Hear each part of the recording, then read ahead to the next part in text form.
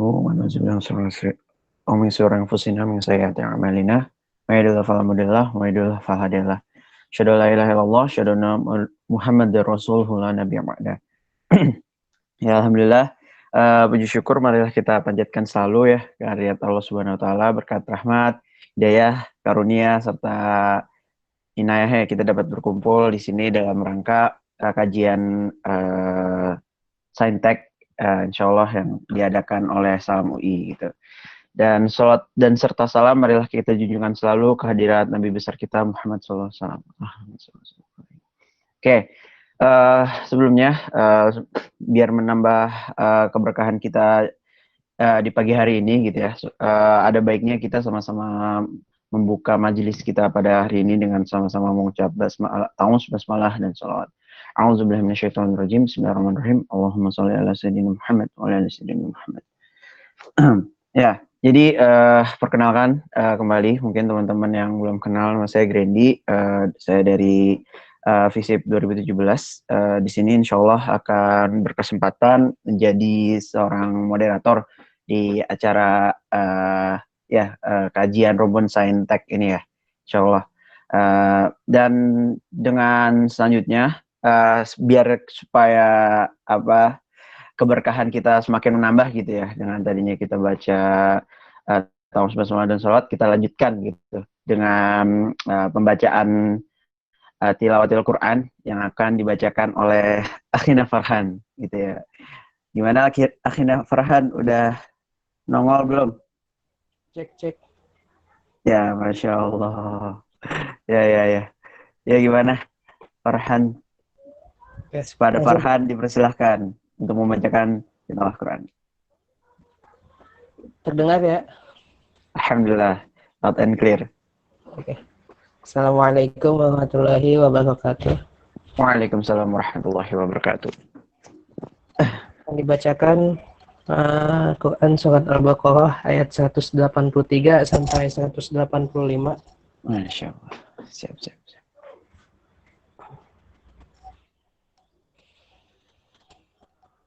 A'udzu billahi minasy syaithanir rajim.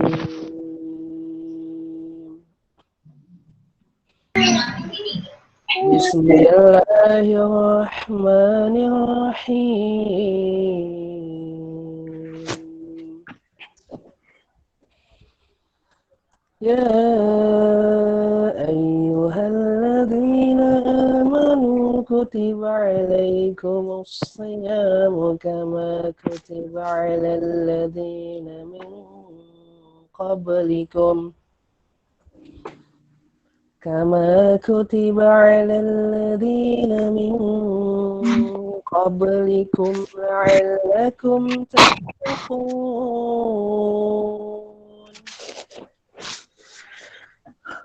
أياما معدودات فمن كان منكم مريضا أو على سفر فعدة من أيام أخر وعلى الذين يطيقونه فدية طعام مسكين فمن تطوع خيرا فهو خير له وأن تصوموا خير لكم إن كنتم تعلمون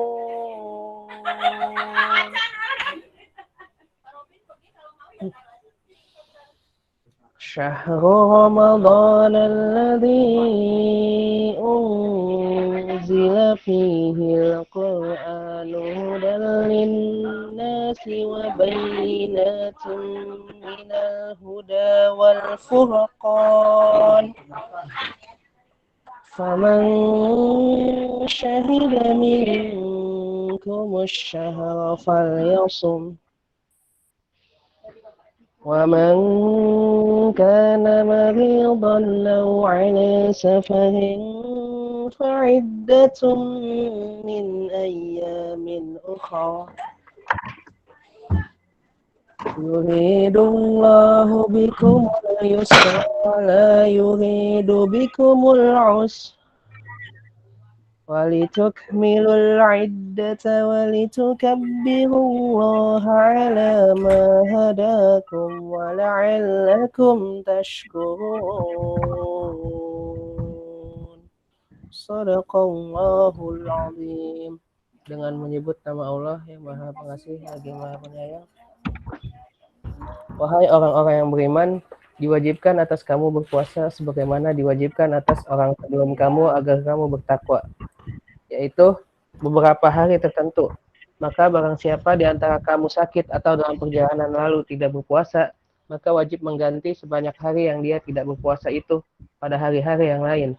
Dan bagi orang yang berat menjalankannya, wajib membayar fidyah, yaitu memberi makan seorang miskin.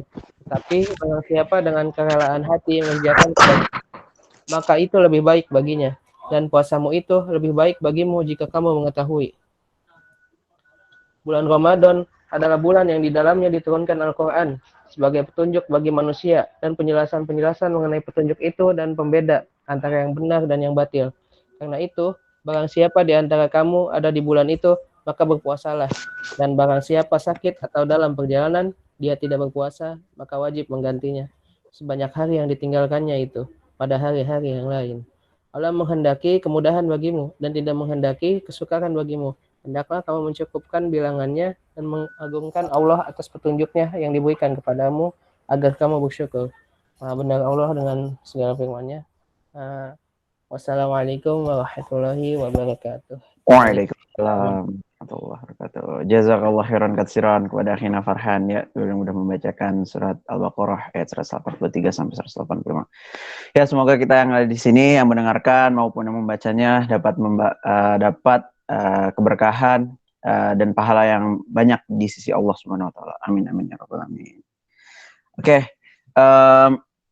Selanjutnya kita akan sebelum masuk ke materi, ada beberapa hal yang perlu saya sampaikan, terutama tentang pembacaan tata tertib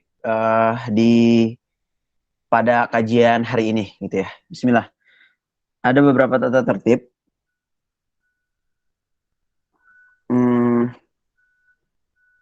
Ya, Bismillah. Tata tertib kajian iSearch. Itu yang pertama, mikrofon peserta akan dimatikan secara otomatis oleh host, lebih baik peserta mematikan mikrofonnya sendiri. Yang kedua, peserta harap menonaktifkan atau mematikan kamera.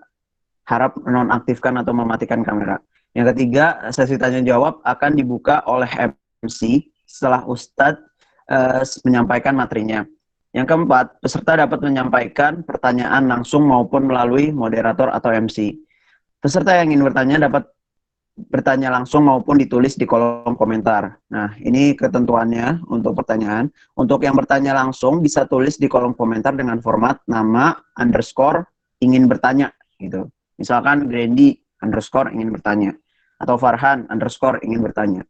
Nah, jika telah disetujui, moderator akan menyebutkan dari peserta yang menulis paling atas dan mikrofon peserta boleh dinyalakan dan peserta dipersilahkan menyampaikan pertanyaannya kepada Ustadz. Terus untuk yang ingin bertanya tidak langsung silahkan, untuk yang bertanya tidak langsung silahkan menulis di kolom komentar. Maksudnya di sini yang mau diomongin gitu ya. Terus yang keenam, peserta yang ingin meninggalkan kajian harap izin dan memberi salam terlebih dahulu di kolom obrolan demi menjaga adab dalam majelis ilmu. Gitu teman-teman. Jadi semoga dengan apa yang udah dibacakan tadi ya tentang tata tertib, mudah-mudahan itu bisa menambah keberkahan kita di kajian kita pada pagi hari ini dan semoga dimengerti sama teman-teman ya. Bismillah. Oke. Presensi. Nah, di sini teman-teman bisa lihat di grup apa namanya di layar Nabila Putri Afifah. Ini kita ada link presensi kajian iSearch. Jadi mohon teman-teman untuk ngisi ya di bit.ly/presensi iSearch. Jadi bisa diisi langsung.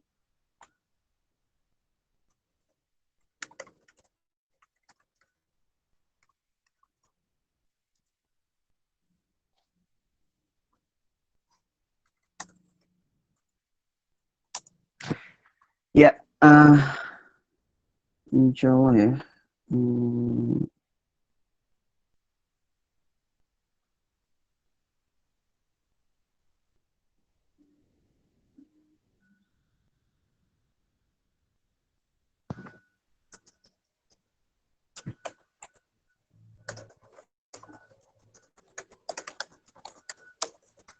Ya, sembari kita menunggu Ustadznya masuk gitu ya, teman-teman bisa sambil ngisi presensinya. Nah, sambil mengisi, mungkin saya akan menjelaskan terkait dengan CV beliau ya, kurikulum vitae beliau.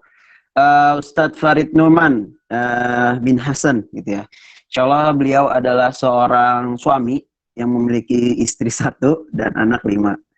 Terus beliau juga menjadi seorang konsultan syariah di tanyasyariah.com, syariah online Depok, dakwatuna Islam Media, Masya Allah. Nah, yang ketiga, beliau juga mengasuh grup tanya jawab agama di gimana tuh? Di 17 grup WA kalau nggak salah.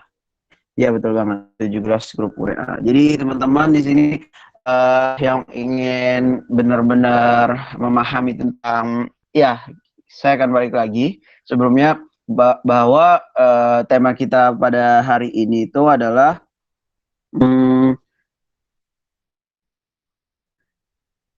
fikih puasa Ramadan gitu ya. Jadi teman-teman yang ingin apa namanya menanyakan berkonsultasi gitu ya, Ustadz Farid Nyoman ini tuh yang tepat lah gitu ya. Selain beliau punya ilmu yang banyak, beliau juga punya pengalaman yang begitu banyak gitu. Mungkin beberapa kali juga saya pernah ikut kajian-kajian beliau.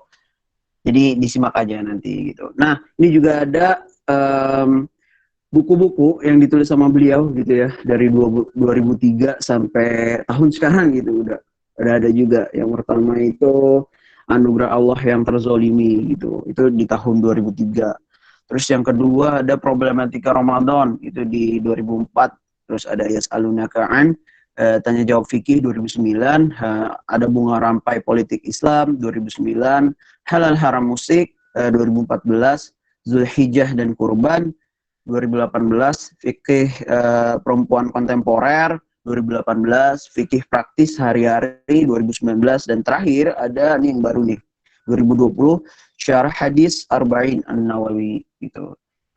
Jadi teman-teman jangan sampai dilewatkan gitu ya kesempatan kita pada pagi hari ini, dan semoga apa yang bakal disampaikan bisa masuk dan kita implementasikan gitu ya. Oke, masih belum masuk Ustadznya. Jadi sembari menunggu yang belum ngisi diingatkan kembali gitu ya untuk presensinya diisi teman-teman. Nah, presensinya diisi, silahkan. Oh, udah.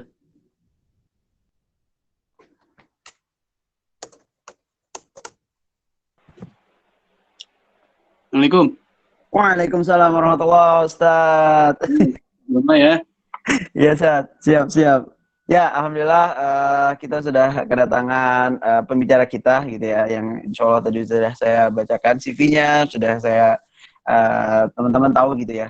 Semoga ya teman-teman dipersilahkan nanti disimak, dan kepada Ustadz Farid waktu dan tempat dipersilahkan. Ya, saya mau nge-share materi gimana caranya nih? Share materi dari Nabila gimana?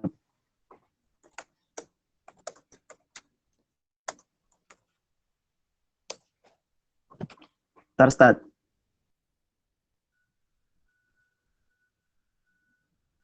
Udah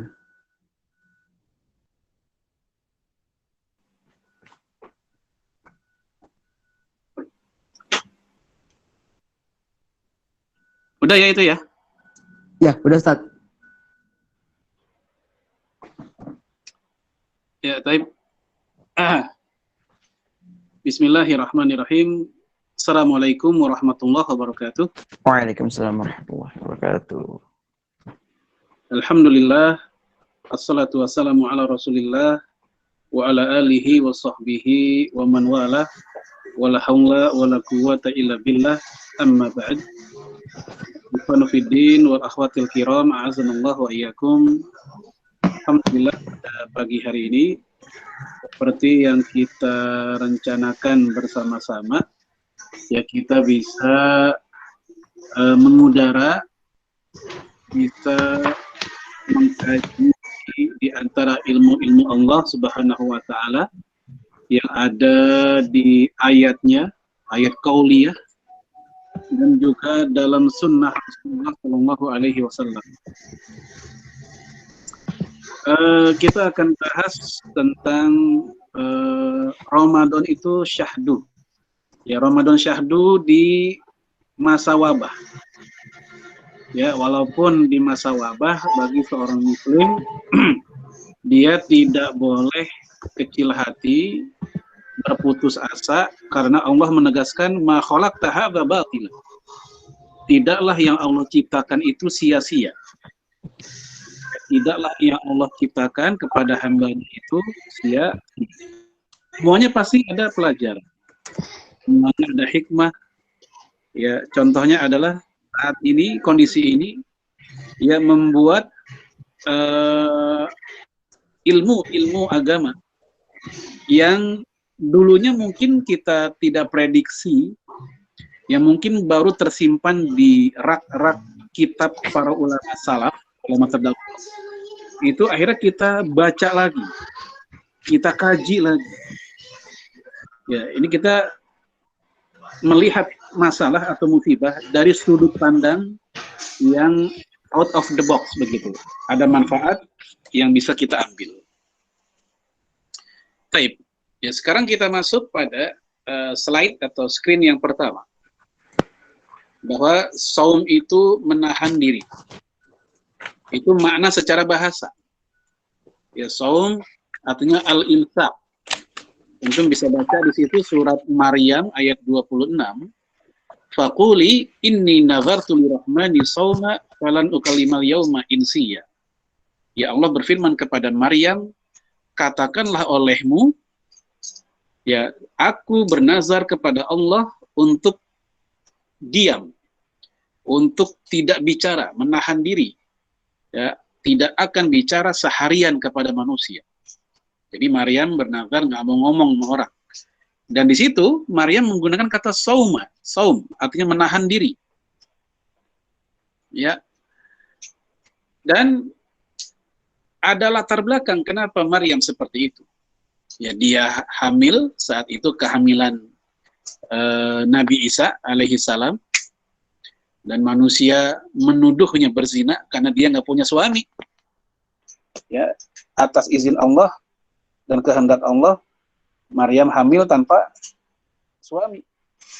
Akhirnya dia dituduh macam-macam, dituduh zina segala macam. Akhirnya segala macam klarifikasi tidak bermanfaat. Ya, bantahan-bantahan Maryam tidak bermanfaat karena mereka tetap menuduh Maryam. Akhirnya Maryam pun berkata seperti ini, ya, seharian dia nggak mau ngomong lagi dah sama orang, percuma. Nah, ini contoh kata saum, menahan diri. Dalam kitab Syarhul Mumti dikatakan asyamu fil lughah, ya, puasa secara bahasa, masdarun soma yasumu, dia merupakan masdar, ya, infinitif dari kata soma yasum wa maknahu amsaka, artinya amsaka. Amsaka artinya menahan diri, al-imsak, dan udah jadi bahasa kita, al-imsak. Kemudian dalam kitab yang lain, Fikih Sunnah, Syekh Sabiq, ya, beliau mengatakan al-imsak anil muftirat, menahan diri dari yang bikin batal. Menahan diri dari yang bikin batal. Apa yang bikin batal? Ada yang disepakati, ada yang tidak disepakati. Para ulama sepakat, yaitu makan minum sengaja. Kalau nggak sengaja, itu rezeki dari Allah kepada dia. Yang kedua, muntah disengaja. Ya, muntah disengaja, tidak ada khilafiyah para ulama, itu batal.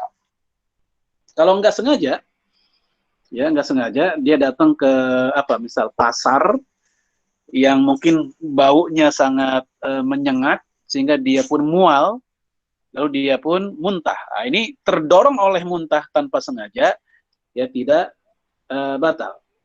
Ya. Yang ketiga, yang muftirat, yang batal itu, yaitu seperti misalnya menggugurkan niat. Niat salah satu rukun saum. Digugurkan niatnya, dibatalkan niatnya. Dia sudah niat pengen puasa sejak sebelum subuh. Tapi kemudian di pagi hari dia niat pengen makan, pengen batal. Walaupun kemudian dia nggak jadi makan sampai maghrib, nggak jadi minum sampai maghrib, tapi niatnya sudah tidak ada, maka hilang. Ya, maka hilang saumnya itu. Hal ini berdasarkan hadis innamal a'malu binniyat. Amal itu dikatakan amal karena ada niat. Kalau nggak ada niat, itu namanya tak sengaja beramal. Ya, dalam penjelasan Imam Ibnu Daqiqil Aid, yang dimaksud dengan al-a'mal dalam hadis innamal a'malu binniyat adalah al-a'mal asy-syar'iyyah, yaitu amal-amal syar'i. Salat mesti ada niat, saum mesti ada niat, haji mesti ada niat. Tanpa ada niat, gugur semuanya. Atau yang juga bikin batal dan disepakati para ulama, ya seperti misalnya untuk kaum laki-laki sengaja mengeluarkan air maninya. Beda dengan mimpi basah, ihtilam. Kalau mimpi basah, ya di siang hari, ya yang di waktu dia harusnya berpuasa, dia tidur, dia mimpi basah. Yang kayak begini, karena di luar keinginan dan kesadaran dia tidak masuk kategori batal. Dalilnya, Allah berfirman, La tu'akhifna inna sina au akhta'na. Ya Allah, jangan hukum kami kalau kami bikin kesalahan yang kami tidak sengaja atau kami lupa. Atau dalam hadis juga dikatakan, innallaha tajawaza li an ummati al-khata'a wan nisyan wa mastukrihu alaih. Allah membiarkan kesalahan umatku yang tidak sengaja, yang lupa, dan dia dipaksa untuk bikin kesalahan. Atau dalam hadis yang lain, rufi'al qalam anis salas. Ada 3 kelompok manusia yang kesalahannya enggak dianggap salah. Siapa mereka? Yang pertama, al-ghulam hatta yahtalim. Kesalahan anak kecil sampai dia akil balik. Yang kedua, al-majnun hatta yakil. Kesalahan orang gila sampai dia berakal. Orang gila keluar rumah nggak pakai busana, ya orang maklum. Dia nggak ngerti apa yang dia lakukan. Anak kecil nangis ngambek keluar rumah nggak pakai celana misalnya, orang maklum, anak kecil. Ya. Yang ketiga, an-naim hatta yastayqidha. Orang tidur sampai dia bangun. Nah, kesalahan orang tidur termasuk tadi yang mimpi basah itu nggak dianggap. Ini semua hadis sahih. Taib ya. Kemudian yang juga batal ya, yaitu suami istri. Ya, mereka siang ketika sahur seorang berpuasa, mereka berhubungan suami istri. Ini bukan hanya batal, tapi mereka melakukan 2 kewajiban, yaitu qadha di hari lain dan plus kafaratnya. Ya. Lalu kemudian yang diperselisihkan para ulama. Tadi al-muftirat yang disepakati. Adapun yang diperselisihkan para ulama adalah seperti misalnya ya menyangka sudah maghrib, ya menyangka sudah maghrib, padahal belum maghrib. Ya, hal ini terjadi di masa Umar bin Khattab radhiyallahu anhu. Beliau menyangka maghrib, padahal bukan maghrib, itu mungkin lagi mendung. Dia udah makan, udah buka. Dia ngelihat orang-orang, ya baru sekedar membawa ketel kalau di kita, ya buat tempat minum. Dia pun bertanya, ya kenapa kalian? Oh lagi siap-siap buat buka puasa. Loh emang belum azan? Belum maghrib. Ini terjadi, Umar mengalami. Nah di sini menjadi dalil bahwa ya hal tersebut karena di luar kuasa kita, seperti istilah lainnya, kecelek gitu. Loh ternyata belum maghrib. Nah, hal ini dimaafkan menurut sebagian ulama, tetap sah. Yang lain mengatakan itu batal. Nah, ini perbedaan pendapat para ulama. Yang kedua, yang juga berbeda pendapat adalah yaitu menggunakan injeksi atau infus. Ya, infus karena isinya makanan dan minuman, ya, maka itu membatalkan puasanya. Yang lain mengatakan oh tidak. Ya, sebagian ulama mengatakan tidak. Kenapa? Karena infus walaupun makanan minuman atau injeksi walaupun isinya obat, tapi dia masuknya lewat bukan jalur pencernaan. Dia lewat jalur ya pembuluh darah. Oleh karena itu dia tidak dikatakan batal. Dan belum pernah ada kejadian orang diinfus kekenyangan misalnya. Kita nggak ngerasa apa-apa. Nah, itu khilafiyah. Ya, yang ulama berbeda pendapat sisi itu. Adapun wanita haid, wanita nifas, itu bukannya batal. Itu memang mereka posisinya dilarang untuk melakukan ibadah. Ya, dilarang untuk ibadah ritual seperti saum, tawaf, sholat, mereka memang dilarang. Ya, ketika seorang wanita sedang puasa, menjelang maghrib, dikit lagi, anggaplah tinggal 5 menit lagi maghrib, dia haid. Maka haidnya saat itu, puasanya saat itu batal. Dan dia nggak usah kecil hati, ya apa yang sudah dia lakukan sudah dihitung sebagai amal soleh. Walaupun kemudian dia haid, dan haid bukanlah kehendak dia, memang sudah hal yang inherent dalam kehidupan seorang wanita. Ya, baik. Ini al-imsak anil muftirat. Nah, ikhwan akhwat fillah azanallahu yakum. Nah, ini buat yang udah seusia antum, udah pada kuliah, ini harusnya udah upgrade. Jangan sekedar al-imsak anil muftirat, menahan diri dari yang bikin batal, tapi juga al-imsak anil mafsadat, menahan diri dari yang bikin rusak nilai pahala puasanya. Kalau sekedar menahan diri dari yang bikin batal, adik-adik kita yang ABG, yang baru akil balik juga bisa. Bahkan mungkin adik-adik kita yang belum ABG, yang lagi belajar puasa, yang masih SD, pun mereka juga udah bisa. Tapi yang buat antum yang usianya sudah 18, 19, 20, atau mungkin sudah 21, ini masa-masa al-imsak anil muftirat sudah lewat. Harusnya sudah masuk masa-masa al-imsak anil mafsadat. Ya, mata dijaga, mulut dijaga, hati dijaga, tangan dijaga, jempol. Sekarang bukan mulut, jempol. Karena jempol buat ngetik, nge-share, broadcast. Ya, kemudian kita lanjut definisinya, antum masih lihat di situ. Min tulu'il fajri ila ghurubi syams. Dari terbitnya fajar sampai terbenamnya matahari. Nah, terbitnya fajar maksudnya subuh. Bukan dari imsak, tapi dari terbitnya fajar. Imsak itu hanyalah timekeeper supaya kita prepare untuk sholat subuh. Karena orang zaman dulu, ya, ketika masih kehidupan mereka belum kota besar kayak gini, Jakarta pun dulu masih banyak sawah dan hutan, dari rumah ke masjid harus jalan 5-10 menit, lewat sawah, lewat kali, lewat ladang, macam-macam. Itulah di antara fungsi jadwal imsak di masa itu. Jadi jadwal imsak jangan dibid'ahkan, dia nggak ada kaitan dengan ibadah ritual. Bid'ah itu masuk kalau konteksnya di ibadah ritualnya. Ya, buat antum yang sholat tengah malam, ya sholat tahajud, ya lagi tahajud, dan nggak bisa bangun kecuali pakai waker, pakai alarm. Nah, alarm itu alat bantu. Karena dia alat bantu, dia nggak boleh dibid'ahkan. Ya, dia faktor duniawi saja. Nah, sama yang namanya jadwal imsakiyah itu hanya timekeeper, nggak lebih dari itu.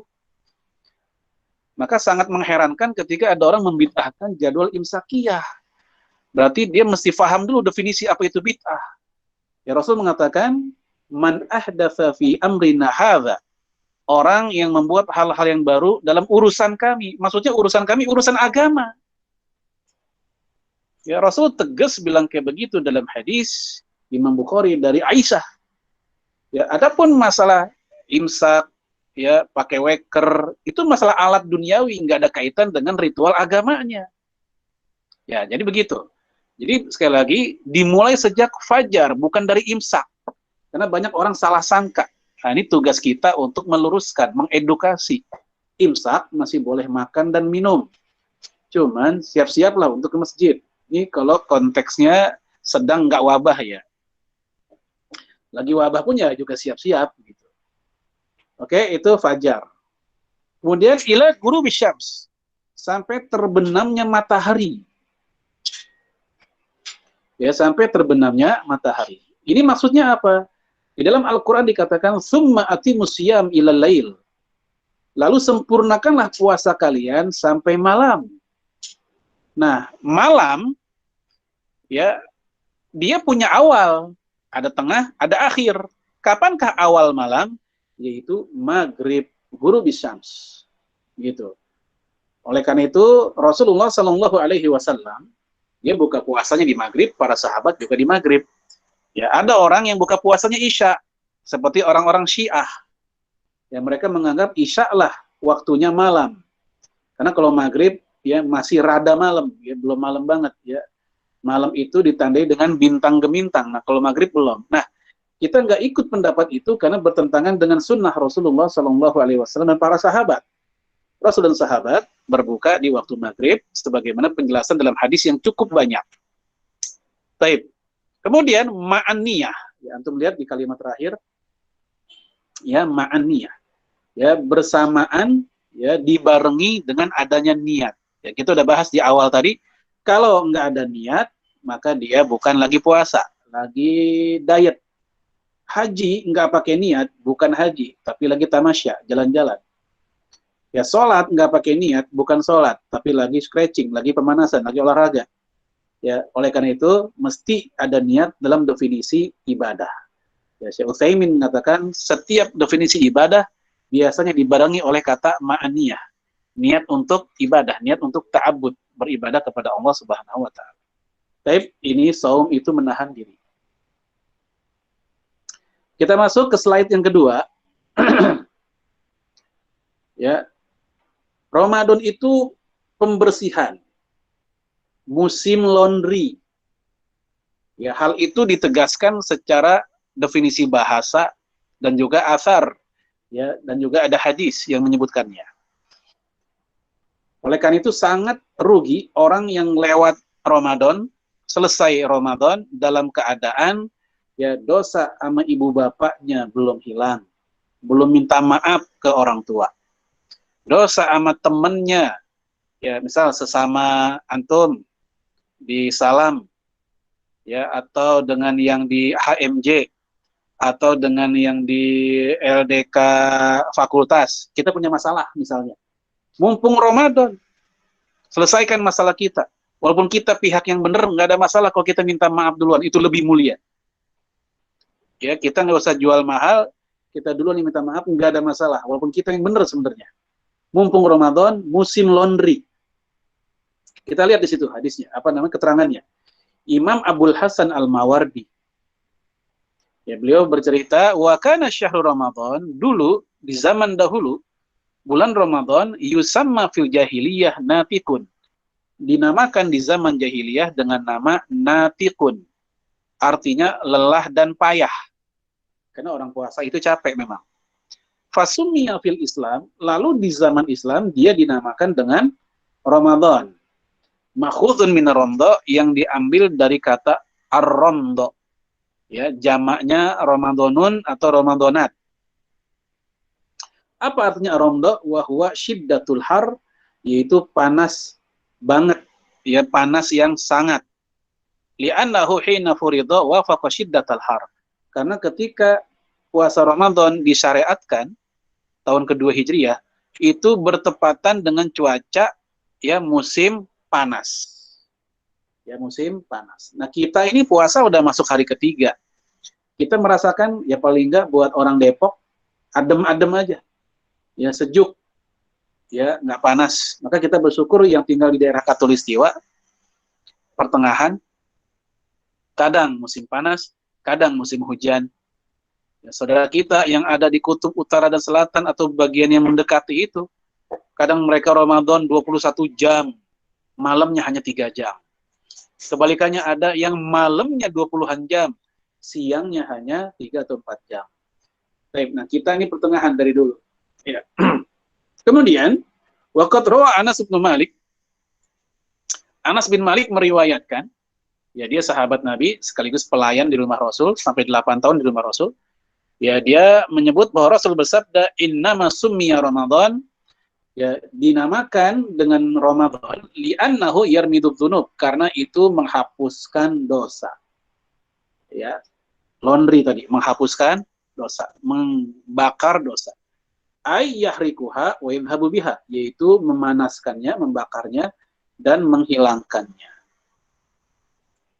Baik, ikhwan akhwat-fillah, assalamualaikum. Nih, Ramadan itu bulan pembersihan. Ya. Kemudian Ramadan itu mujahadah, serius. Mujahadah dari kemalasan, mujahadah dari rasa kantuk, mujahadah dari target khatam Quran, mujahadah dari target tahsin. Saya yakin antum semua pasti punya target-target. Ya. Kita lihat ayatnya, walladzina jahadu fina lanahdiyannahum subulana wa innallaha lama'al muhsinin. Dan orang-orang yang berjihad di jalan kami, niscaya benar-benar kami berikan hidayah, petunjuk, ya subulana, ke jalan-jalan kami. Jadi ini menunjukkan hidayah itu mesti diuber, hidayah itu mesti usahakan. Makanya kalau ada teman kuliah kita, mohon maaf, dia sering bilang, ya gue belum dapat hidayah kali. Dia nggak boleh berkata seperti itu, karena ya pintu-pintu hidayah itu begitu banyak. Ya, di HP-nya, di Play Store banyak itu aplikasi pengajian, taklim-taklim, kajian, ilmu-ilmu. Di YouTube udah luar biasa, walaupun lebih utama kalau ngaji ketemu guru di majelis. Ya, biar nggak belok. Ada pelurusan dari guru. Ya, ada sanad yang bersambung. Begitu. Tapi kalaupun dia pengen ngaji secara online atau lewat YouTube, ya sebagai tambahan saja, nggak ada masalah. Maka mengucapkan, saya belum dapat hidayah. Tapi dia diam saja. Nggak pernah bergerak mencari hidayah. Ini nggak benar. Mirip seperti sebuah rumah sudah disalurkan listrik oleh PLN, ya harusnya rumahnya terang, tapi orang rumahnya belum ya masangin lampu, belum bangkit nyolokin lampu, ya nggak pernah terang itu rumah, karena upaya real dan rasionalnya belum dia lakukan. Maka dia harus bangkit. Sama di sini katakan walladzina jahadu, orang yang serius, yang sungguh-sungguh, yang berjihad, fina, di jalan kami, lanahdiyannahum subulana. Nah, barulah kami akan berikan jalan kepada mereka. Benar-benar dikasih jalan. Pintu rezeki sudah ada, pintu hidayah banyak, pintu jodoh udah banyak. Tapi kitanya diam saja, nggak bergerak. Innallaha la yughayyiru ma biqaumin hatta yughayyiru ma bi anfusihim. Jelas ayatnya. Ya, taib. Sekarang kita lanjut tafsir Al-Qurtubi. Imam Al-Qurtubi memberikan penjelasan tentang ayat tadi. Ya, silakan dilanjutkan slide-nya. Tafsir Al-Qurtubi.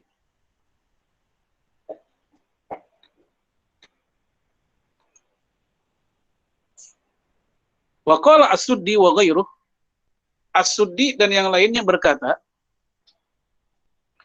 inna hadhil ayah, ayat ini menerangkan ya nazalat qabla fardil qital. Turunnya sebelum wajibnya perang. Nah, antum semua bisa memikirkan di sini ayat ini ngomongin jihad, waladzina jahadu. Tetapi ternyata ayat ini turunnya sebelum kewajiban perang. Ya, ayat tentang perang Badar itu belum diturunkan. Kalau gitu jihad dalam ayat ini apa maksudnya? Kan begitu. Ya, qala Al-Hasan ibn Abil Hasan, Al-Hasan berkata, al-ayatu fil ibad. Ayat ini menceritakan tentang perjuangannya ahli ibadah. ya ahli ibadah ya menundukkan kemalasan ketika dia sholat, atau udah konsisten tapi menjaga istiqomahnya, itu juga butuh jihad. Ya ahli ibadah sedekah, ahli ibadah tilawah, ahli ibadah istighfar. Nah ini semua al-ayatu fil ibad, ayat ini membicarakan tentang perilaku perbuatan para ahli ibadah. Wa qala Ibnu Abbas wa Ibrahim bin Adham. Ibnu Abbas dan Ibrahim bin Adham mengatakan, hiya fil ladzina ya'maluna bima ya'lamun. Ayat ini membicarakan tentang orang yang mempraktekkan ilmunya. Punya ilmu, dipraktekin. Nah, ayat ini membicarakan itu. Punya ilmu, dipraktekkan. Itulah jihad yang dimaksud dengan ayat ini. Kajian di mana-mana. Salam UI ada jadwal kajian rutin. Ada bulanan, ada pekanan barangkali. Catatan pengajian banyak. Perpustakaan pribadi di rumah juga ada. Tetapi kualitas diri nggak pernah berubah. Ya, main game lebih khusyuk dibanding tilawah. Ya, main game lebih khusyuk dibanding tilawah. Baca komik seperti zaman SMP dulu, ya lebih banyak berjilid-jilid, berjus-jus. Nah, mungkin kalau komik bukannya jus, jilid-jilid dibanding baca Quran. Padahal dia udah banyak ilmunya. Kalau kita ngobrol dengan dia banyak paham, tapi ternyata ya disindir dengan ayat ini atau dengan tafsir ini. Ayat ini berbicara tentang orang yang mengamalkan ilmunya. Wa qala Abu Sulaiman Ad-Darani, Abu Sulaiman Ad-Darani mengatakan, laisal jihad fil ayati qitalil kufari faqat. Ayat ini bukan hanya ngomongin tentang perang lawan orang kafir, bal huwa nasruddin, tapi ini adalah pembelaan kepada agama.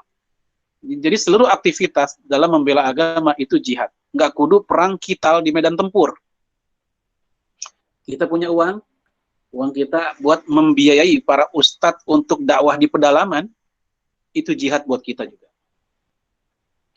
Kita punya tenaga, ya, ada jadwal dakwah, ada jadwal aktivitas, ya, tenaga kita pakai untuk jadi supirnya, ya, jemput ustadz atau mulangin ustadznya.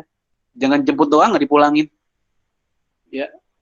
Atau apa? Tenaga kita pakai buat, ya, kalau ada acara butuh ngurusin sound systemnya. Intinya jangan sampai kita ketinggalan kereta, ya, dalam proyek-proyek amal dakwah. Itu semua jihad, nasruddin. Bikin Islamic Center, ya, bikin rumah tahfiz, ngurusin anak yatim, fakir miskin, duafa, supaya mereka terlindung dari kristenisasi atau murtadisasi. Itu pun juga nasruddin, pembelaan kepada agama. Waraddu alal mubtilin, ya, mengoreksi orang-orang menyimpang, ya, orang-orang yang menuduh Al-Quran bukan firman Allah, Al-Quran produk budaya Arab. Nah, kita mengkoreksi mereka, itu juga jihad. Mereka menuduh Rasulullah pedofilia karena nikahnya dengan anak kecil, yaitu Aisyah. Kita mengkoreksi itu juga jihad. Ya, bahwasanya Aisyah, ya, usia 7 tahun nikah dengan Rasulullah, karena begitulah tradisi atau budaya manusia yang hidup di zaman itu.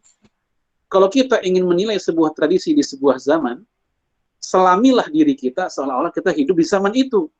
Jangan menggunakan kacamata orang zaman sekarang, nggak klop. Ya, Amr bin As, sahabat Nabi, dengan anaknya Abdullah bin Amr, selisih usia hanya 12 tahunan. Jadi antum bisa bayangin berapa umur dia nikah.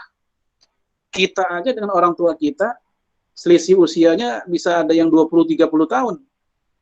Ya, tapi dulu Amr bin As dengan anaknya selisih usianya 12 tahun atau 13 tahun. Lalu dia nikah usia berapa tahun?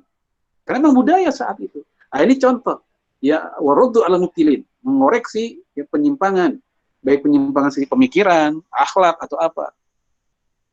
Wa qam'uz zalimin, dan juga defend, melawan orang-orang zalim, mengoreksi, yang meredam kezaliman. Amar ma'ruf nahi mungkar. Dan juga termasuk wa minhu mujahadatun nufus, ya, menundukkan, mengendalikan hawa nafsu fi taatillah, ketika dalam ketaatan kepada Allah, wa huwa al-jihadul akbar. Inilah jihad yang besar, jihad yang paling besar. Hal ini berdasarkan hadis Nabi riwayat Imam Tirmidzi, al-mujahid man jahada li nafsi. Mujahid adalah orang yang berjihad Dia menundukkan hawa nafsunya. Baik, kita lanjut. Ramadan itu berbagi. Di hadis yang pertama, hadis Bukhari, antum bisa lihat di situ, kana Nabi sallallahu alaihi wasallam ajwadan nas wa ajwadu ma yakun fi Ramadan. Rasul itu manusia yang paling dermawan dan kedermawanannya semakin menjadi-jadi ketika di bulan Ramadan. Ya, semakin menjadi-jadi di bulan Ramadan. Ya, bulan biasa aja Rasul dermawan, apalagi bulan Ramadan. Ya, ada sahabat Nabi membawakan anggur ke rumahnya, padahal Rasul tahu dia orang nggak mampu, maka Rasul pun keluar rumah dulu, ya izin keluar rumah dulu, ngecek ke tukang buah, apakah tadi ada yang beli? Ada. Ya, beli anggur? Ya. Udah bayar belum? Belum. Ternyata dia belum bayar. Hanya untuk nyenengin Rasulullah sebagai tuan rumah, ya dia bawa oleh-oleh anggur. Nah, anggur dari dulu sampai sekarang buah mahal. Maka Rasul yang bayarin akhir itu anggur. Ya. Taib. Kemudian kata Ibnu Abbas, "Fala Rasulullah sallallahu alaihi wasallam ajwadu bil khairi min rihil mursalah." Nah, Rasulullah ya kedermawanannya itu dan kebaikannya itu lebih baik, lebih bagus dibanding angin yang bertiup. Jadi bukan kayak angin yang bertiup, tapi lebih dari angin yang bertiup. Angin bertiup nggak usah pakai disuruh. Angin bertiup ke segala arah. Dan angin bertiup jumlahnya jutaan kubik, mungkin miliaran kubik. Oleh karena itu, ini gambaran dari para sahabat tentang kedermawanan Rasulullah yang kita jadikan cermin atau model buat kehidupan kita di Ramadan. Ya, bahkan kemungkinannya ya, kalau memang ini wabah sampai Syawal atau 10 hari terakhir, kemungkinan kita pun belum tentu bisa iktikaf. Ya, belum tentu bisa iktikaf. Nah, kita masih bisa melakukan amal soleh yang melebihi nilai iktikaf. Yang melebihi nilai iktikaf. Apa itu? Ya, Rasul mengatakan, man masya, ya orang yang dalam perjalanan, jalan kaki atau apalah, pokoknya dalam perjalanan dia fi hajati akhihi, dalam rangka memenuhi kebutuhan saudaranya, kana khairan lahu min i'tikaf asyri sinin. Itu lebih baik darinya dibanding i'tikaf 10 tahun. Jadi kalau antum pengen dapat nilai seperti i'tikaf 10 tahun, bukan hanya 10 hari. Ya, bukan hanya 10 hari, tapi 10 tahun. Ya, kita ngebantuin saudara kita yang susah. Ya, teman kita sesama mahasiswa yang susah. Yang kalau di kos makanannya KKN, kecap kerupuk nasi, nggak pernah berubah. Ya. Nah, kita ngebantuin dia. Itu bikin dia seneng. Ya, kita bilang, nih buat antum nih, buat tambahan biar makannya enak. Ya. Dan seterusnya. Atau saudara kita di rumah, atau tetangga kita. Nah, ini semua lebih baik dibanding i'tikaf 10 tahun. Bukan disetara, tapi lebih baik. Dan lebih baiknya kayak apa? Nggak disebut. Unlimited. Bisa 2 kali lebih baik. Ya, bisa 1,5 kali. Dan seterusnya. Nggak disebutin. Pokoknya lebih baik. Termasuk juga manfaat taraso'ima kana lahu mislu ajrihi. Orang yang memberikan bukaan puasa, maka dia akan mendapatkan pahala yang sama seperti orang yang memberikan yang berpuasa itu. Ini slide-nya hilang ya? Iya, Masih ada? Hah? Ada. Masih Pak Ustaz. Masih ya? Oke, silakan ditayangkan lagi slide-nya.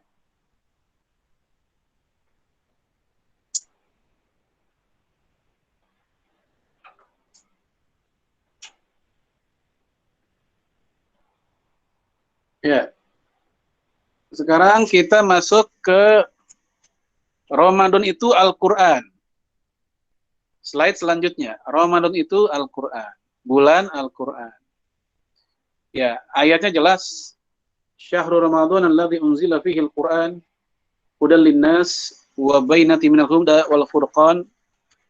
Ini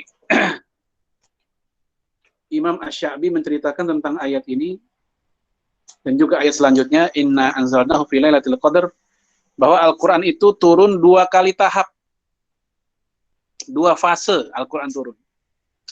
Fase yang pertama turun dari Lauh Mahfuz ke langit dunia, ya, ke langit dunia, belum ke muka bumi, belum, baru ke langit dunia. Kapankah fase ini? Yaitu di Lailatul Qadar, dalam wujud satu kesatuan utuh Quran. Kemudian kata Asy-Sya'bi, diturunkan berangsur-angsur, ya, sesuai dengan peristiwa yang melatar belakanginya, dimulai tanggal 17 Ramadan. Seperti yang diceritakan oleh Al-Hasan, cucu dari Rasulullah SAW. Itu yang diturunkan dari langit dunia ke dunia, yang dimulai 17 Ramadan ketika Rasulullah berada di Gua Hira. Ya. Bukan di Jabal Sur, ya. Ini sering ketuker. Ya, Gua Hira tempat turunnya wahyu pertama. Kalau Jabal Sur tempat persembunyian bersama Abu Bakar As-Siddiq. Nah, di situ ada nasihat dari Imam Nawawi. Ya, antum bisa lihat di situ, wa'lam annal madhhab al-sahih al-mukhtar, ketahuilah mazhab yang sahih dan terpilih, alladzi alaihi man ya'tamidu minal ulama, yang oleh para ulama ya ini dipegang pendapat ini, anna qira'atul Qur'an afdalu minat tasbih wa tahlil wa ghairihima, bahwa membaca Al-Qur'an itu lebih utama dibanding berzikir. Ya, mau tasbih, mau tahlil, ya, lebih baik baca Quran. Ya, kata umumnya para ulama begitu. Bahkan walaupun tahlil, padahal kita sudah sering dengar ada hadis yang berbunyi afdoluz zikri la ilaha illallah. Zikir yang terbaik adalah ngucapin la ilaha illallah. Nah, ternyata setelah dikumpulkan dalil yang banyak dan segala sisi, ya, membaca Al-Qur'an itu lebih utama dibanding yang lainnya. Wa qad tasarratil adillah ala dzalik, dan dalil-dalilnya telah jelas dan banyak. Ya, ini selama kita stay at home, mungkin salah satu hikmahnya adalah supaya kita bisa lebih sering bersama Quran. Walaupun tugas-tugas kuliah juga mungkin banyak, ya. Mungkin di antara antum ada yang lagi ujian tengah semester, ya, di bulan ini. Tapi yang jelas dengan stay at home, ya, gerak-gerik kita terbatas sehingga kita bisa lebih banyak waktu di rumah, sehingga kita bisa lebih banyak pula seharusnya membaca Al-Quran. Yang terakhir, Ramadan itu Qiyamul Lail. Dulu namanya Qiyam Ramadan, Qiyamul Lail. Ya, kata Qiyamul Lail itu diambil dari surat, ya, Al-Muzammil. Ya ayyuhal muzammil, qumil laila illa qalila. Qumil laila. Qum artinya bangunlah.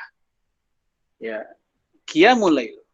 Ya, qumil laila, bangunlah pada malam hari, ya, walaupun sedikit.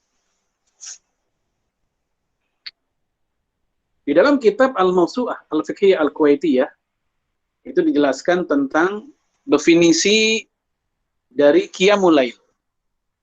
Dan definisi ini mengoreksi pemahaman umumnya umat Islam, termasuk di Indonesia, yang biasanya memaknai Qiyamul Lail hanya sholat tahajud. Padahal tahajud hanyalah bagian dari Qiyamul Lail. Ya, tolong digarisbawahi itu, tahajud hanyalah bagian dari Qiyamul Lail. Adapun Qiyamul Lail, seluruh ibadah yang kita lakukan di malam hari itu Qiyamul Lail. Waja'a fi Maraqil Falah. Ya, disebutkan dalam kitab Al-Maraqi, ya, Maraqi Al-Falah. Makna al-qiyam yang dimaksud dengan qiyamul lail adalah ayyakuna mustaghillan mu'zaman lail bi ta'atin, yaitu mengisi sepanjang malam dengan beragam ketaatan. Ya, kalau kita lagi iktikaf di masjid misalnya, kemudian jam 2 dibangunin oleh panitia untuk tahajud, tapi kita ngantuk banget, nggak kuat gitu, mata kita ngantuk. Nggak usah kecil hati, kita masih bisa tilawah, dan tilawah itu bagian dari qiyamul lail. Oh, tilawah masih ngantuk juga, kita masih bisa yang lain. Dengerin mereka tilawah. Kita lihat di situ, yaqra'ul Qur'an, baca Quran, itu qiyamul lail. Au yasma'ul hadis, mendengarkan hadis, itu pun juga qiyamul lail.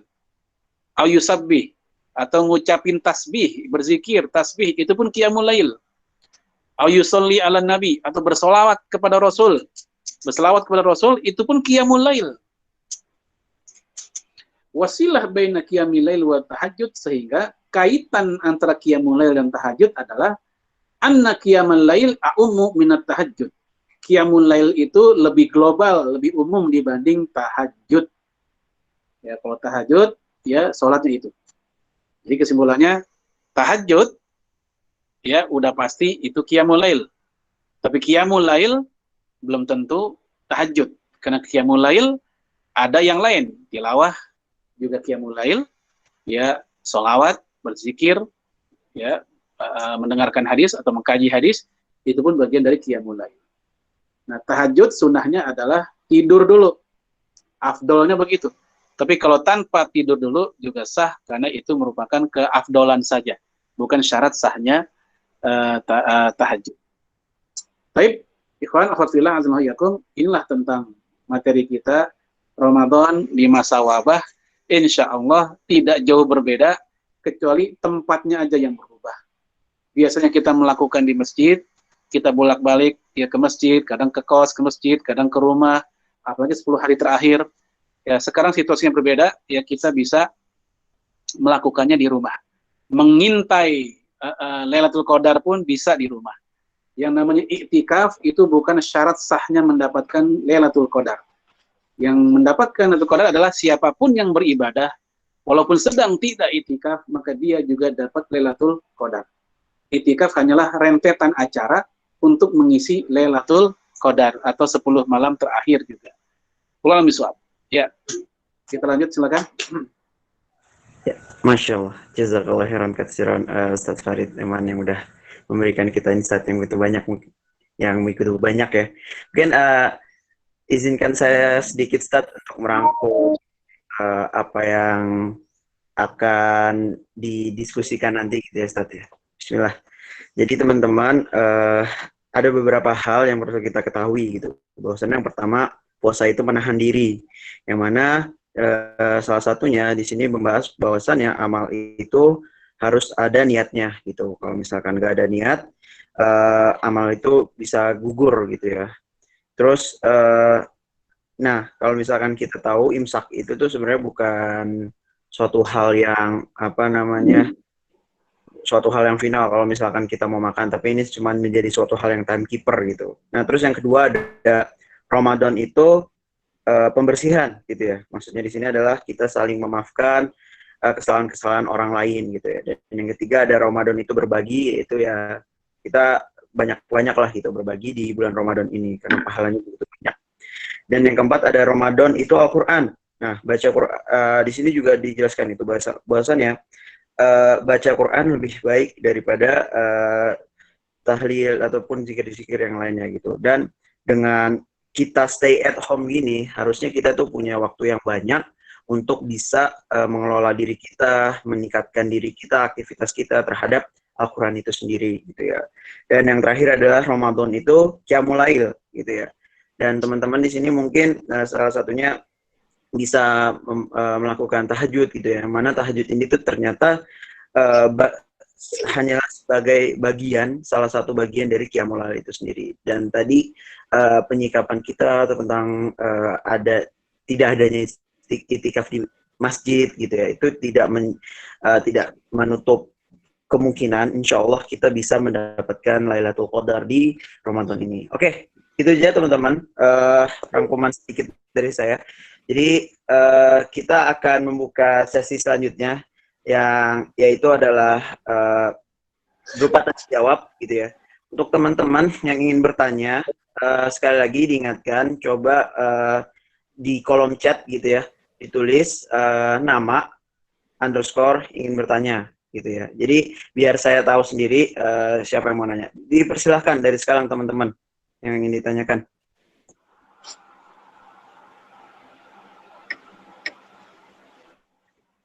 Ada yang ingin bertanya teman-teman? Boleh dari chat, boleh dari mikrofon ya. Jadi nggak usah takut-takut.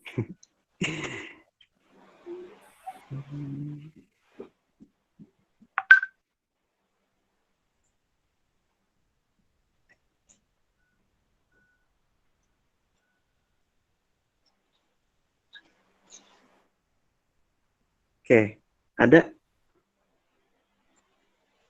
Nggak ada kah? Oke, em, oke, Bang Oji mau nanya? Insyaallah. Udah, cukup. Betul. Lanjutkan ke teman-teman yang lain. Oh gitu. Oke, Itu tuh, biasa ada yang naik. Yap. oke. Bang Giat. Oke, saya bacain ya. Assalamualaikum Ustadz. Izin bertanya, bagaimana cara kita tetap mendapatkan keutamaan iktikaf walaupun tetap di rumah? Terima kasih. Ya, jazakallahu khairan. Tadi sudah saya sebutkan, sewaktu kita membahas Ramadan itu berbagi.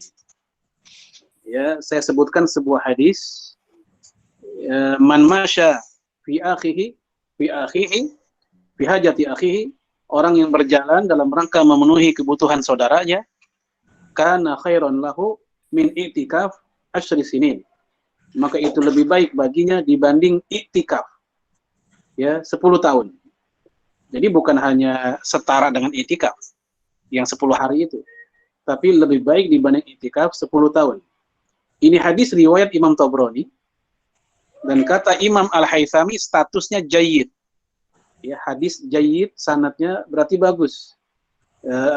Secara autentifikasi sanad dia bisa dipertanggungjawabkan. Ini kata Imam Al-Haythami. Nah, itu diantara cara kita mencari alternatif ibadah yang nilainya bahkan melebihi i'tikaf sampai lebih dari 10 tahun, bukan sekedar 10 hari. Memang kalau kita bicara zauk ta'abudi, cita rasa ibadah, ya memang beda antara tilawah di masjid, kemudian kita sholat, tilawah lagi, emang syahdu. Ya, dibanding dengan kita sedekah, itu betul. Tapi kalau kita melihat zaman sekarang, kondisinya seperti ini, maka ibadah bukan semata-mata pengalaman spiritual, tapi ibadah juga ya menjaga diri dari bahaya. Oleh karena itu, kita bisa melakukan diversifikasi ibadah selain i'tikaf, namun ternyata nilainya melebihi i'tikaf. Contohnya seperti yang tadi. Miswab. Masya Allah. Syukron Ustadz atas jawabannya. Ada pertanyaan kedua Ustadz dari Aish. Izin bertanya, untuk niat puasa ada yang bilang boleh diniatkan sekaligus 1 bulan penuh. Apakah itu benar Ustadz? Terima kasih. Ya, itu ya jazakillah khairan, itu pendapat minoritas ulama. Ya, itu pendapat minoritas ulama. Itu pendapat Imam Malik dan Imam Zufar. Ya, mereka menganggap Ramadan itu ibadah satu paket. Ya, ibadah satu paket. Sehingga malam pertama Ramadan, 3 hari yang lalu, ketika orang sudah niat, itu sudah mengcover 1 bulan. Ya. Namun pendapat ini dikoreksi oleh Imam Syafi'i. Kata Imam Syafi'i, ya, kalau satu niat mengcover 1 bulan, dengan persiapan, ya karena Ramadan itu ibadah yang satu paket, maka dengan logika seperti itu, ketika batal 1 hari, maka bikin batal 1 bulan juga. Itu koreksi dari Imam Syafi'i. Jika memang satu niat bisa berlaku 1 bulan, maka dampaknya atau logikanya adalah 1 kali batal bisa bikin batal 1 bulan. Sehingga mayoritas ulama, jumhur ulama, mengatakan bahwa yang namanya niat itu mesti tiap malam. Tajdidun niyah, memperbaharui niat mesti ada di tiap malam atau paling enggak maksimal sebelum subuh. Ya karena memang saum ini ibadah yang mustakil lah, ibadah yang independen masing-masing hari. Sama seperti sholat. Ya sholat subuh, niatnya ya subuh. Dia nggak bisa diniatin untuk langsung buat 5 waktu seharian. Logikanya seperti itu. Sholat subuh ya buat subuh niatnya. Ya niat zuhur ya hanya berlaku buat sholat zuhur. Nggak bisa satu niat mengcover buat 5 sholat dalam sehari. Walaupun dalam hadis sering dikatakan salawatul khamsu, sholat yang 5, seakan-akan satu paket. Tapi tetap niatnya berbeda-beda. Nah, puasa juga demikian. Nah, inilah pendapat yang lebih kuat insya Allah bahwa niat itu ya mesti tiap malam maksimal sebelum subuh. Nah, kalau kita udah makan sahur, itu udah tanda, udah berniat sebenarnya. Karena nggak mungkin orang makan sahur, dia punya tujuan selain puasa. Misal teman kita lagi makan sahur, ya kita tanya, ngapain lu sahur, lu main bola? Kan nggak mungkin main bola, pasti mau puasa dia. Ya sama kayak antum udah pakai peci, udah pakai kain sarung, udah pakai baju koko, lagi azan maghrib ke musola, ya kita tahu ini orang lagi pengen sholat maghrib. Ya, jadi seperti itu. Adapun melafazkan niat, nawaitu samagodin, atau melafazkan niat sholat, usolli, ini ranah khilafiyah para ulama. Ranah debatable para ulama. Ya, di mana mayoritas mengatakan itu sunnah. Sebagian mengatakan itu boleh, seperti Imam Malik dan pengikutnya, atau Malikiyah. Ya, bukan Imam Malik, tapi Malikiyah, pengikut Imam Malik. Sebagian mengatakan makruh, bahkan bid'ah. Seperti ya Hambaliyah zaman sekarang. Syekh bin Baz, Syekh Utsaimin, Syekh Shalih Fauzan. Ya, mereka mengatakan itu bid'ah. Tapi mayoritas fuqaha, mayoritas ahli fikih Islam melafazkan niat itu ya dia sunnah dalam rangka membantu ya hati. Muhammad bin Hasan, murid dari Imam Abu Hanifah, dia mengatakan an-niyatu bil qalbi fardun. Niat di hati itu wajib. Semua ulama sepakat ini, niat di hati itu wajib. Ya, wa dzikruha bil lisan sunnatun, dan mengucapkannya di mulut itu sunnah. Ya, wajib bainahuma afdal, dan menggabungkan keduanya itu afdal. Itu kata Muhammad bin Hasan. Ya, Muhammad bin Hasan murid Imam Abu Hanifah yang hidup ya di zaman ya tabi'in generasi pertengahan. Ya, wallahu a'lam bishawab. Ya. Masya Allah, jazakallahu khairan Ustaz. Alhamdulillah nih Ustaz, ada beberapa pertanyaan gitu ya Ustaz ya, yang mungkin bisa dijawab gitu Ustaz. Ada 4 pertanyaan nih Ustaz. Ya.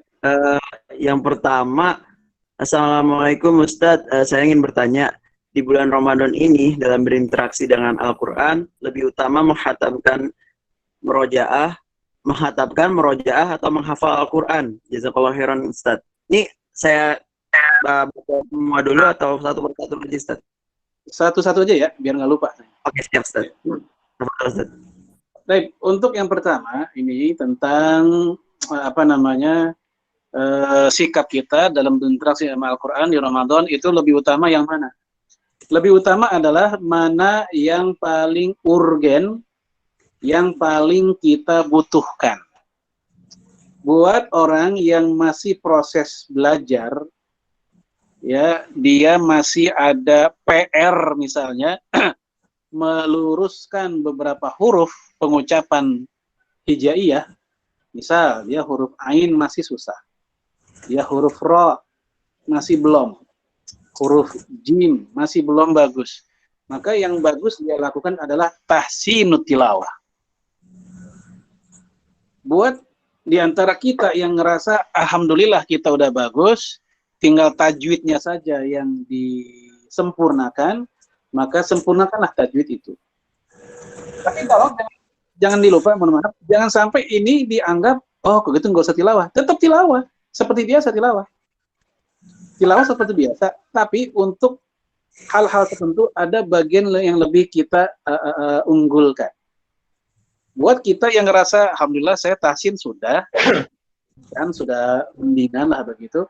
Ya sudah, kalau gitu kita tinggal sempurnakan hafalannya, murojaah hafalannya. Ya, atau buat kita yang ngerasa saya hafalan sudah ini, ya sudah sekarang kita tinggal kejar itu khatamannya. Nah, untuk yang awal-awal tadi, yang masalah tahsin segala macam, bukan berarti mereka nggak boleh khatam. Bacanya seperti biasa, seperti orang pengen khatam juga. Tetapi ada bagian-bagian yang dia mesti juga sempurnakan. Itu cara pertama kayak begitu. Pilih mana yang paling urgen, yang paling dia butuhkan ya dalam berinteraksi dengan Quran. Atau sudut pandang yang kedua, mana yang paling mudah dia lakukan. Ya, Aisyah berkata, ya, ma khuyira Rasulullah sallallahu alaihi wasallam baina amroin. Rasulullah ketika dihadapkan dua pilihan, dua perkara, dua pilihan, ya, Rasulullah itu illa akhadha aisarahuma ma lam yakun isma. Rasul pasti akan memilih yang paling gampang. Rasul akan memilih yang paling mudah baginya selama tidak mengandung dosa. Maka ketika banyak pilihan aktivitas yang kita mungkin lakukan dua-duanya ketika interaksi sama Al-Quran, mana yang paling mudah bagi kita saat itu? Itu cara Rasulullah alaihi salatu wassalam. Wallahu a'lam bishawab. Ya. Jazakallah Ustaz. Terima kasih atas jawabannya. Jawab ya dari Rafli. Oke, mungkin teman-teman ini karena kita juga menyingkat waktu gitu ya, jadi tinggal 3 pertanyaan terakhir aja yang bisa dijawab dalam sesi kesempatan ini gitu ya. Jadi Ustaz, selanjutnya ada dari Fitria Amalia 16. Assalamualaikum Ustaz, izin bertanya mengenai pernyataan tadi bahwa hidayah itu harus dikejar sebab pintu hidayah sangat banyak. Bagaimana memaksimalkan diri agar hidayah tersebut dapat dikejar dan diperoleh di samping banyaknya godaan yang mampu menghambat hidayah tersebut datang menghampiri. Jazakallah khairan. Ya, baik, bismillahirrahmanirrahim. Ada beberapa tips ya. Paling tidak diperhatikan 3 supaya hidayah itu ada tapi enggak kekejar. Jangan sampai hidayah seperti fata morgana, ada kelihatan bahkan banyak tapi enggak kekejar. Yang pertama yaitu bina'u bi'ah salihah, yaitu kita hidup bersama atau membangun milieu lingkungan yang baik, lingkungan yang soleh. Maka mohon maaf, buat sebagian orang yang ngakunya hijrah, tapi bergaulnya masih dengan teman-teman yang minum, masih dengan teman-teman yang rusak, ya berarti hijrahnya nggak akan pernah sempurna. Pasti dia sedikit atau banyak akan kembali lagi. Karena romantisme masa lalunya itu akan muncul lagi. Maka bi'ah solihah, ya kita intiqal, perpindahan min ya baladil ma'asi ila baladi ta'ah, perpindahan dari tempat atau negeri yang penuh maksiat ke negeri ketaatan, dari pergaulan yang penuh maksiat ke pergaulan yang penuh ketaatan, itu mesti. Ini syarat yang pertama kalau kita ingin istiqomah dan dekat dengan hidayah. Itu kita bergaul, berkawan, bergrup, berkelompok, ber-WA, bermedsos, berfriend di mana, di WA-nya atau di medsosnya atau di apa, pilih yang baik-baik, yang soleh-soleh. Gara-gara suku, milih teman gara-gara kekayaan, itu yang nggak bagus. Tapi kalau milih ya, hubungan yang soleh, faktor kesolehan yang bisa mengingatkan kita untuk akhirat, itu malah bagus. Hasan Al-Basri pernah mengatakan, saudara-saudaraku lebih aku cintai dibanding keluargaku sendiri. Ya, apa? Karena kata dia, ikhwani yudzakiruni li akhirati. Saudara-saudaraku membuat aku ingat kepada akhiratku. Ngumpul ketika bersama saudara kita, entah di mentoring, entah di halaqah, entah di taklim, di kajian, atau yang seperti ini, itu membuat kita ingat kepada Allah. Sementara keluargaku membuatku ingat kepada dunia. Ngumpul sama keluarga, pulang, ingatnya dunia. Bagi seorang ayah, seorang bapak, pulang ke rumah, ingatnya dunia. Ya, istrinya ngelapor, bang, susu habis, bang, sabun habis, ingatnya dunia tuh langsung. Bang, kontrakan belum bayar. Nah itu kalau ngumpul sama keluarga. Tapi begitu ngumpul dengan saudara, ya, dengan sesama ikhwah misalnya, yang kita dapatkan adalah ya tentang kebaikan, tentang tausiah, tentang kultur, begitu. Itulah kenapa kata Hasan Basri demikian. Ini yang pertama, bi'ah solihah. Yang kedua, kita tetap membutuhkan yang namanya guru. Apapun istilahnya. Mau disebut mentor, mau disebut murabi, mau disebut ustadz, mau disebut apa namanya, musyrif, atau apa saja, yang penting ada seorang guru. Karena sehebat apapun para sahabat Nabi, dan mereka mendapatkan lingkungan yang baik, tapi mereka tetap berguru kepada Rasulullah SAW. Sehebat apapun para ulama kita, mereka tetap butuh guru. Ya, Imam Syafi'i bersama Imam Malik. Ya, Imam Ahmad bin Hanbal bersama Imam Syafi'i. Ibnu Qayyim bersama Imam Ibnu Taimiyah. Seperti itu, butuh guru. Yang dengan guru itu dia intens menjaga kita, mengingatkan kita, memberikan pasokan ilmu, pasokan spiritualitas dan seterusnya. Butuh. Yang ketiga, yang terakhir, yaitu manhaj, kurikulum. Mesti ada manhaj, kurikulum. Ya, bagaimana sikap kita ketika maksiat? Apa kurikulum kita? Istighfar buru-buru. Ya, alihkan pandangan. Mulut kita masih ngomongin kejelekan saudara kita. Apa kurikulum kita? Tahan mulut kita. Itu namanya kurikulum, manhaj. Seperti Umar bin Khattab ketika beliau kesiangan, telat sholat asar, ya, akhirnya Umar bin Khattab dia menginfakkan kebunnya. Karena dia telat sholat asar gara-gara keenakan di kebun. Ini contoh. Ya, setelah maksiat, dia bikin karya yang baik. Setelah bikin salah, buru-buru bikin karya yang baik. Ya, habis bikin dosa, buru-buru bikin amal soleh. Itu namanya manhaj. Kurikulum kita mesti ada. Karena gini, ada masa di mana kita nggak bersama lingkungan yang baik, ada masa di mana kita nggak bersama guru kita. Kita bertanggung jawab atas kondisi kita pribadi. Itulah namanya tarbiyah zatiyah. Itu membina diri kita sendiri dengan kurikulum yang sudah kita sepakati terhadap diri kita. Allah alam biswab. Jazakallah Ustaz. Jadi ada lagi nih Ustaz, mungkin jadi pertanyaan kedua terakhir. Assalamualaikum Ustaz, adakah tanda-tanda yang bisa kita rasakan bahwa ibadah puasa kita diterima Allah atau tidak? Terima kasih Ustaz. Ya, jazakillah khairan. Itu Ikhwan Pak Ahwat yang nanya. Ahwat Ustaz, Ahwat. Anissa Nuri. Ya, jazakillah khairan. Ya, untuk tanda-tanda tentu tidak ada tanda-tanda fisik ya. Mohon maaf, kita jangan sampai seperti emak-emak ya. Ya Allah Bu Aji, udah lama nih nggak lihat kok kurusan. Alhamdulillah Ramadan saya sukses. Jadi kesuksesan Ramadan bukan ngelihat dari lalakum tatakun, tapi ngelihat dari ya badan yang kurusan. Nah, ciri seseorang yang Ramadan sukses adalah yaitu husnul hal ba'dah. Husnul hal ba'dah. Apa itu? Kondisinya yang semakin baik. Kondisi dia semakin baik setelah Ramadan. Ya, itu ciri orang yang makbul Ramadannya. Ya, perilakunya semakin baik, tutur katanya semakin baik, akhlaknya sama orang tua, sama teman semakin baik. Ya, ketepatan waktu dalam sholatnya semakin baik.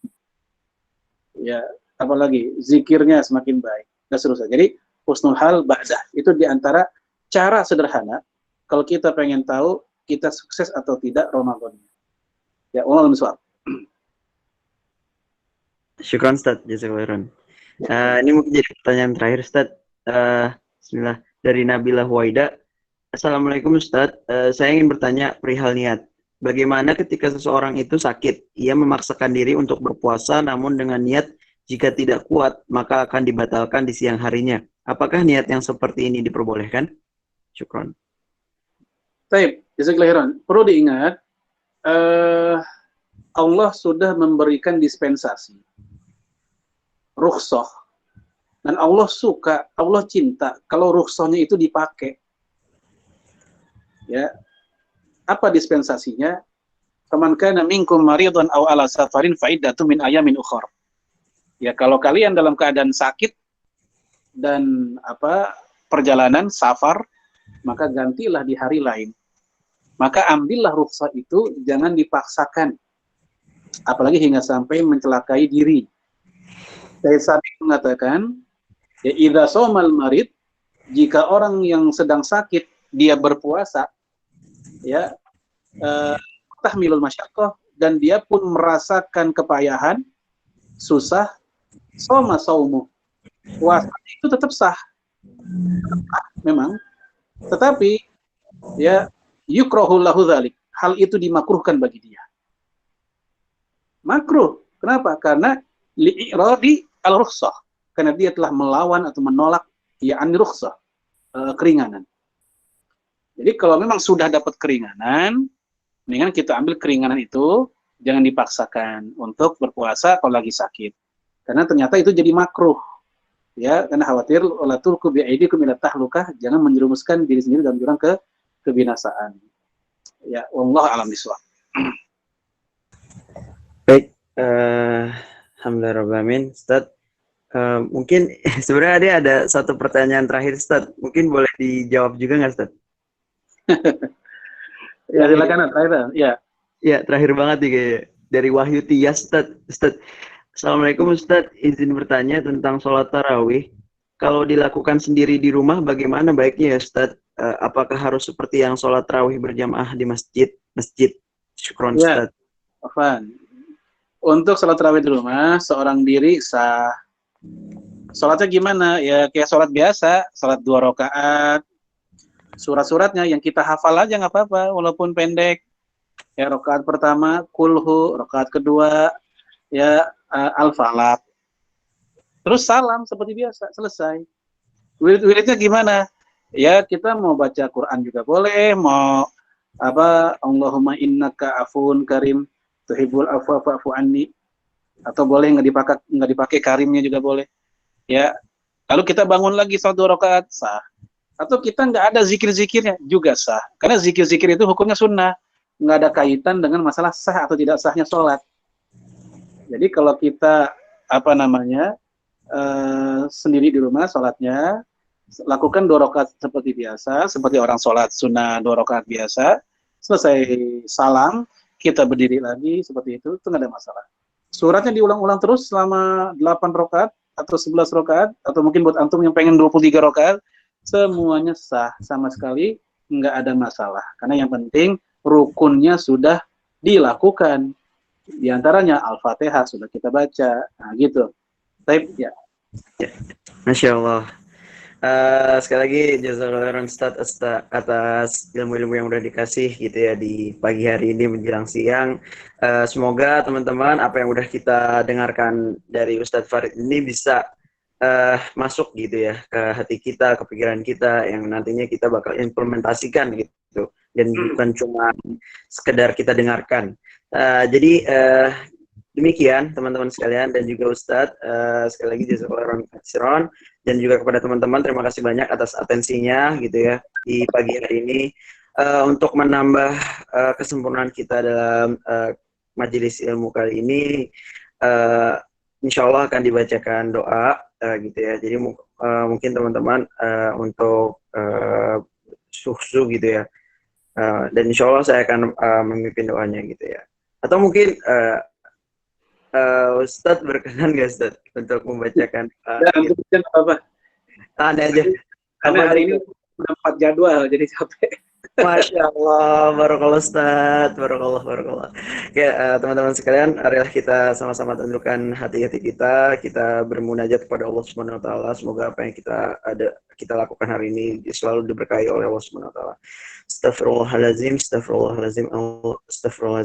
Allahumma inna hadza iqbalu naharik wa zibalu lailik wa aswatu du'atik faghfir lana. Allahumma innaka ta'lamu anna hadhihi al-qulub qad ijtama'at ala mahabbatik wa taqat ala ta'atik wa tahadat ala da'watik wa tahadat ala nushrati syari'atik.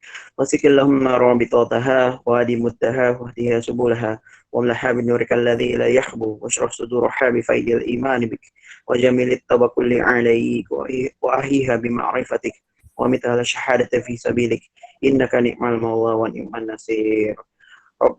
ربنا آتنا في الدنيا حسنة وفي الآخرة حسنة وقنا عذاب النار Sallallahu ala sayyidina Muhammadin wa ala alihi wa sahbihi wasallam. Alhamdulillahirabbil alamin. Baik, demikian kajian pada pagi menjelang siang kali ini gitu ya. Jadi untuk teman-teman yang di rumah gitu ya, selalu jaga kesehatan. Ustadz juga semoga Allah selalu memberikan kesehatan Ustadz ya dalam dakwah ini insya Allah. Allah. Dan kita semua selalu mendapatkan kebaikan-kebaikan yang lebih gitu dari Allah di bulan Ramadan ini. Sekian dari saya sebagai MC istri moderator, kurang lebihnya mohon maaf. Wabillahi taufiq wal hidayah. Alhamdulillah falatakuna minal mumtarin. Yang benarnya dari Allah semata dan yang salah dari saya. Wassalamualaikum warahmatullahi wabarakatuh. Waalaikumsalam. Saya pamit dulu ya. Ya, syukran Ustaz. Jazakallahu khairan Ustaz. Alhamdulillah.